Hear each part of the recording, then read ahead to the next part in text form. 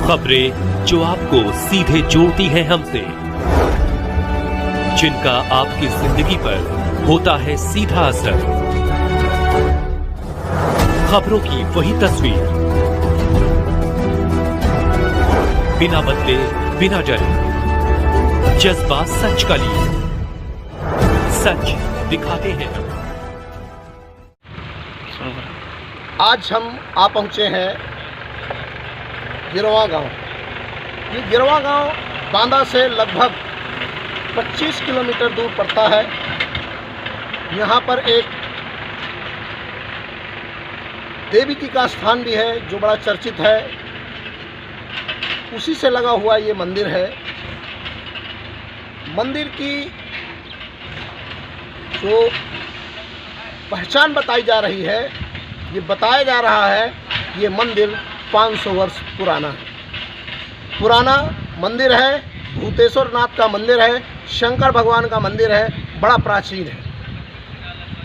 गांव वालों ने जो बताया कि सनातन धर्म से जुड़ा ये मंदिर अपने प्राचीनतम इतिहास को दोहराता है और इस क्षेत्र की जो श्रद्धा भावना है वो लोगों के अंदर भरी हुई है। इस स्थान की श्रद्धा भावना पूरे गांव में है, क्षेत्र में है। और आज मुझे ये कहना पड़ रहा है कि उस भावना को कहीं न कहीं खनन माफियाओं के द्वारा कहीं न कहीं उसे आज उस भावना को ठेस पहुंचाने का कार्य किया जा रहा है। एक तरफ उत्तर प्रदेश की सरकार सनातन की बात करती है, सनातन धर्म की बात करती है, दूसरी तरफ वहीं राजस्व के चक्कर में सनातन धर्म के इस प्राचीन मंदिर को चारों तरफ से तोड़ने का काम किया जा रहा है और लोगों की भावनाओं को आहत किया जा रहा है। आइए मैं आपको दिखाता हूँ पूरा मंदिर और इसके बाद दिखाता हूँ मैं आपको वो खनन जो कहीं ना कहीं इस मंदिर को, इस मंदिर के से जुड़े लोगों को आहत करती है।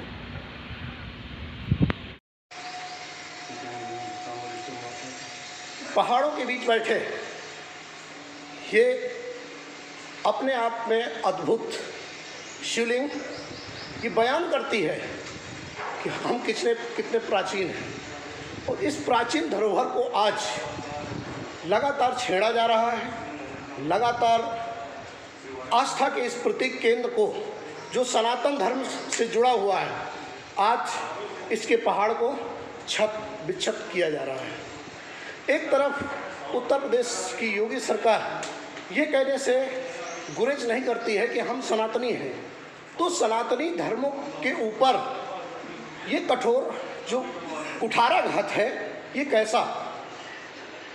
आज लगातार ग्रामीणों के अंदर रोष है, ग्रामीणों की भावनाएं जो हैं हताहत हो रही हैं। निश्चित रूप से जहां भी लोगों की आस्था, लोगों की भावनाएं हताहत हो, वो खनन का केंद्र नहीं हो सकता, क्योंकि खनन से ज़्यादा जरूरी, राजस्व से ज़्यादा जरूरी जो होता है वो आस्था होता है, वो अपना धर्म होता है। और आज सरकार ने, यहाँ के खनिज अधिकारी ने, यहाँ के माफियाओं ने इस आस्था के केंद्र को भी अपना निशाना बनाने से बाज नहीं आ रहे हैं। मंदिर है सामने से लीजिए ना, सब ठीक है, कर रहे हैं ना पूरा अपने हिसाब से।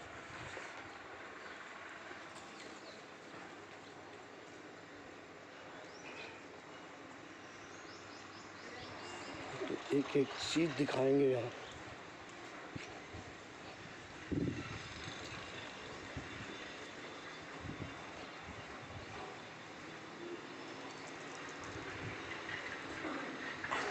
आपको ये अद्भुत नज़ारा, जो अद्भुत दृश्य है, शायद ऐसा दृश्य आपने कभी देखा हो। ये प्राकृतिक आंचल में ढका हुआ कि ऐसा स्थान है जिस स्थान को भूतेश्वर नाम दिया गया है। भूतेश्वर मतलब साफ होता है भूतनाथ का मंदिर, शंकर भगवान का मंदिर। और आज शंकर भगवान के इस मंदिर में के आसपास यहाँ श्रद्धालु आते जाते रहते हैं। और ये मशीनें आपको दिख रही होंगी, कैसे ये मशीनें गरज रही हैं, आपको मैं दिखाता हूँ। ये मशीनें गरज रही हैं। अब बताइए, आस्था के केंद्रों को भी राजस्व के लिए चुना जा रहा है, बात समझ से परे है।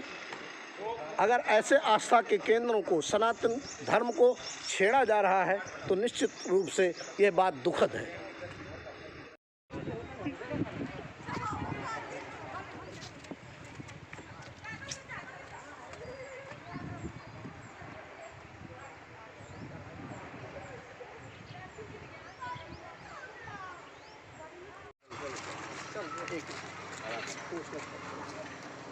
क्या नाम है ये आपका? राहुल कुमार।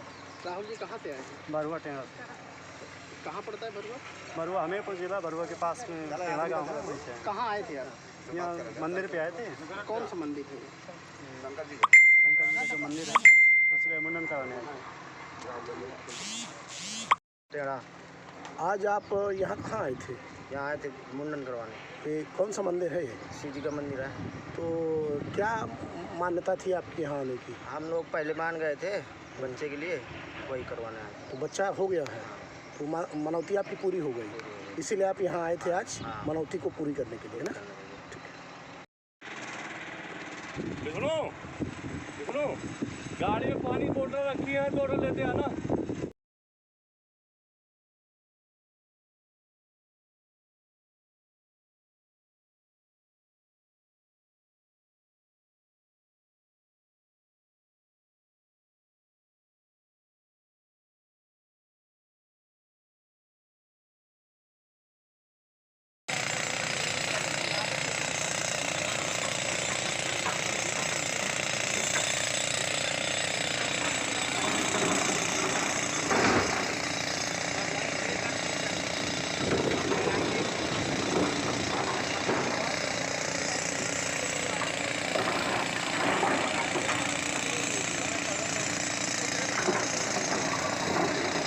क्या नाम है आपका?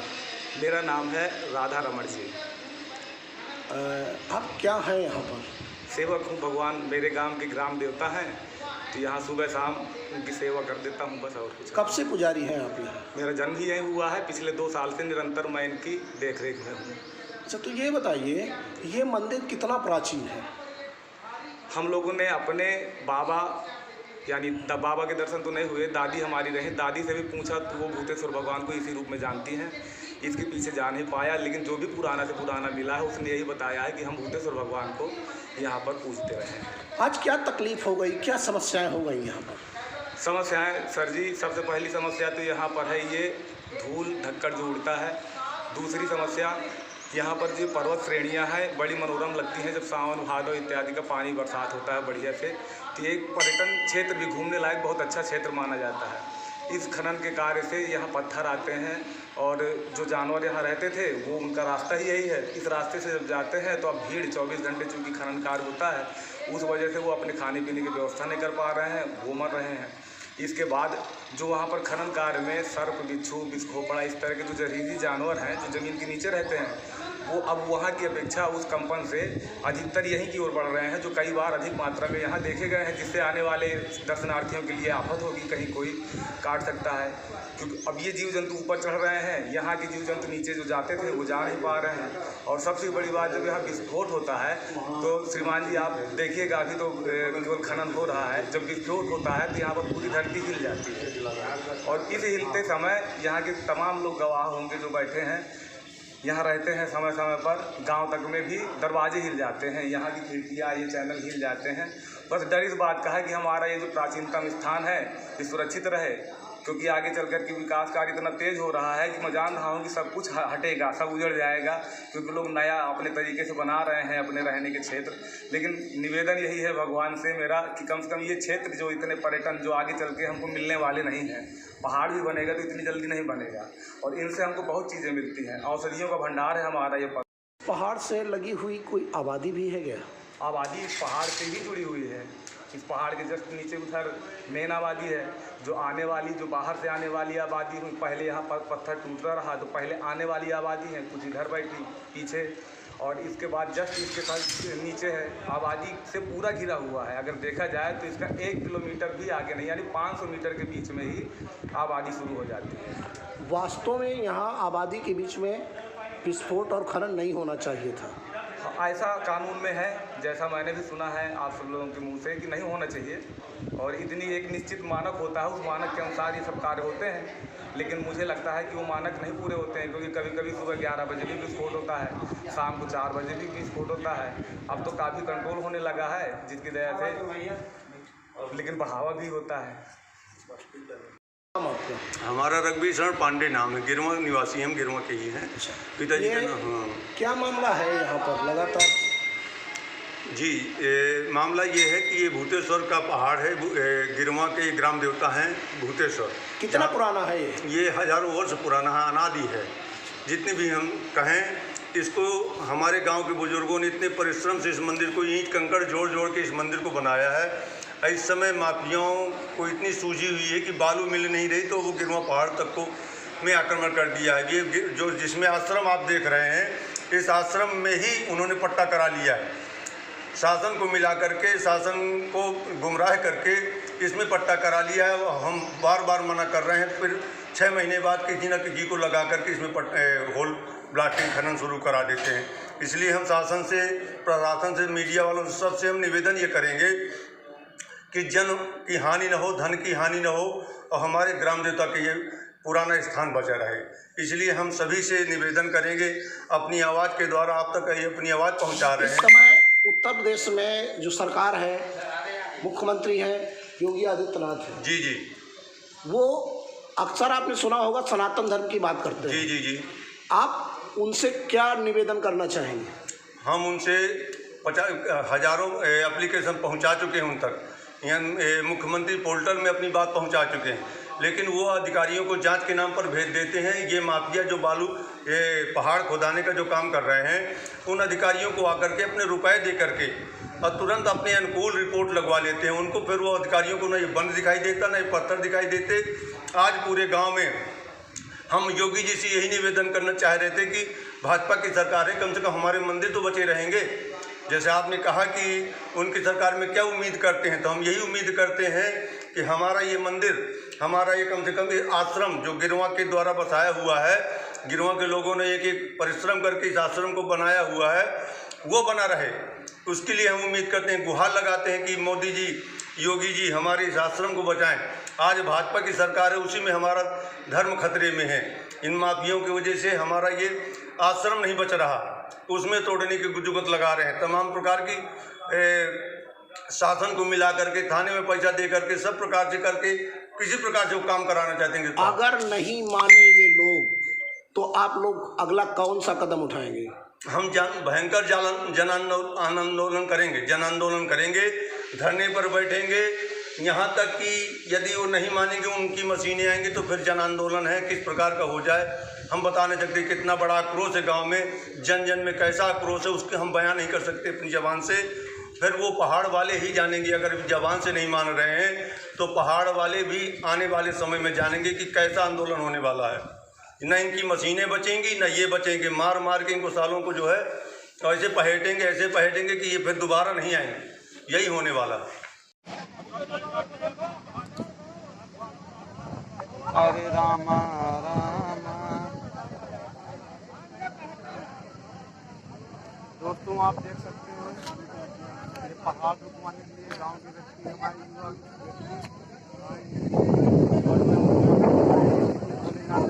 पहाड़ है और हमारा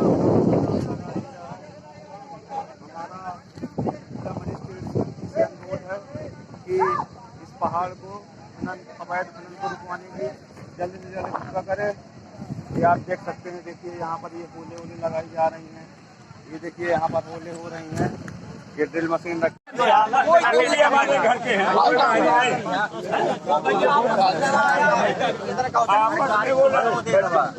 वो किसी को नहीं ला कर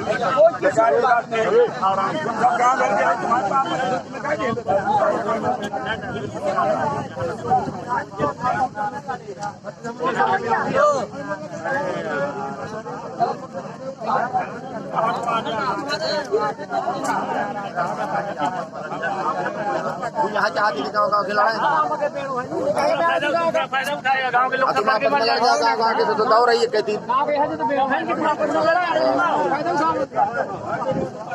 मिलती है तो पूरा बंद कराइए लेके आइए पूरा बंद हो जाए लड़ाई मत बंद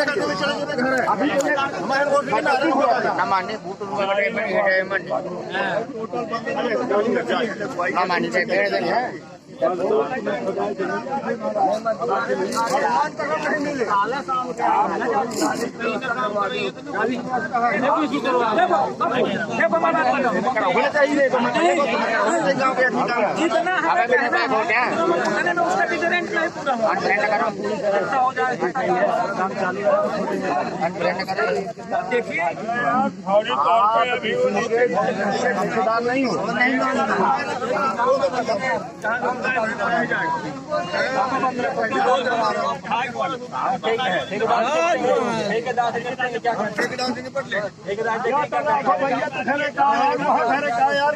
जब गाँव साथ में है तो वो साथ में लड़के मेरी बात सुन लीजिए कराने आएगा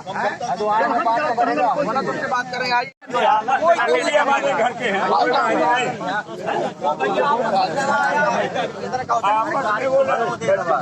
वो किसी को नहीं ला कर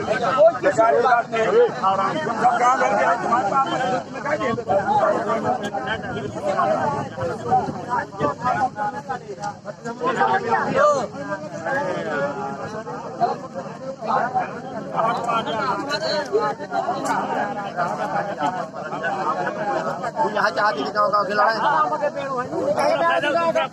गाँव के लोग तो दौड़ रही है कहती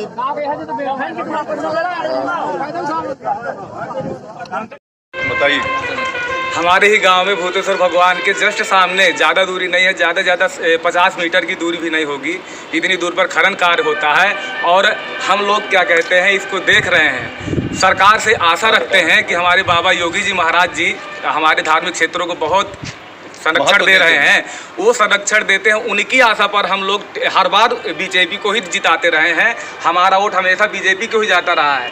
लेकिन अगर कुछ इसका अंत नहीं होता है, अगर ऐसे ही धार्मिक स्थलों का हमारे नुकसान होता रहेगा, तो हम सब लोग भाई साहब, हम सब लोग मिलकर बीजेपी में बहिष्कार करेंगे।